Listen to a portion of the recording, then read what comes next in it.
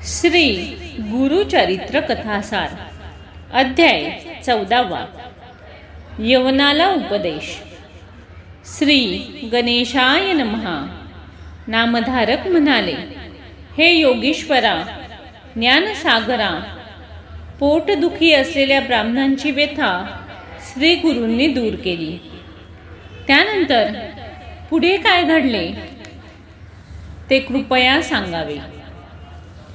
त्यावर सिद्धमुनी म्हणाले, सायनदेवांनी गुरूंचे उत्तम आदरातिथ्य केले।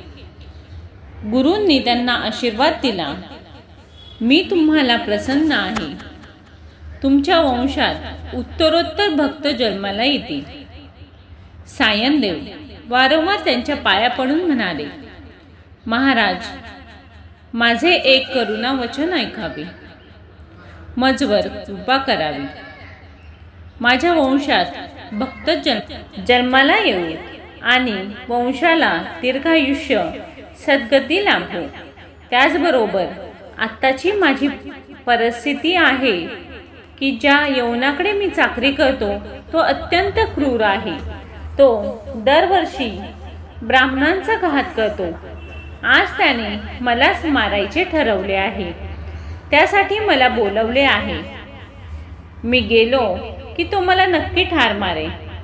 पण सद्गुरू, आपली भेट झाल्यावर माझेच प्राण जाणार असतील तर यापुढे काय होणार? तेव्हा स्वामी म्हणाले, सायनदेवा, तुम्ही निश्चित मनाने त्या यवनाला भेटा। तो तुम्हाला मारणार नाही, उलट तो तुम्हाला परत आमच्याकडे पाठवेल। तुम्ही येईपर्यंत आम्ही इथे आहोत।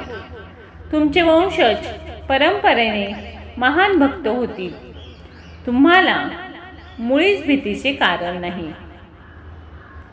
असे वरदान मिळाल्यावर सायनदेव यवनाकडे गेला। यवनाने त्याला पाहिले तो काय? सायनदेव त्याला अग्नीसारखे भयंकर तेजस्वी दिसले। अतिशय संत्रस्त होऊन यवन घरात गेला। त्याचे चित्त भ्रमित झाले। त्याला एकदम चक्कर येते असे वाटू लागले। त्याला अशी ग्लानी आली की तो आडवा झाला आणि झोपी गेला। झोपेत त्याला तेवढ्यात एक भयंकर स्वप्न पडले।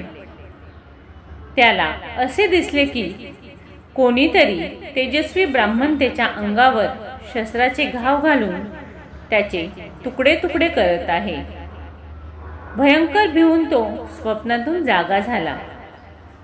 त्याने धावत बाहेर जाऊन त्या ठिकाणी घाबरून बसून राहिलेल्या सायनदेवांना शरण जाऊन म्हटले, आपणाला कोणी बोलावले?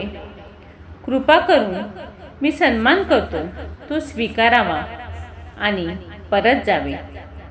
असे म्हणून त्याने सायनदेवांना वस्त्र आणि भूषणे देऊन निरोप दिला। चकित व आनंदित होऊन सायनदेव परत गेले। नदीतीरी सद्गुरू नृसिंह सरस्वती शिष्यांसह बसले होते। तेथे जाऊन ते त्यांच्या पाया पडले। मी आता तुमचे चरण सोडणार नाही। आपणच मला वाचवले, आपणच उद्धार करते आहात। मी आपल्या बरोबर आहे, मला शिष्य करून घ्या, असे ते वारंवार विनवू लागले। तेव्हा स्वामी म्हणाले, आम्हाला पुष्कळ तीर्थयात्रा करणे आहे। दक्षिण दिशेला तीर्थयात्रा करण्यास आम्ही आता जात आहोत। 5 वर्षांनी परत येऊ तेव्हा तुम्हाला दर्शन घडेलच। तुमच्या गावाजवळ आम्ही राहू। आता तुम्ही घरीच राहावे।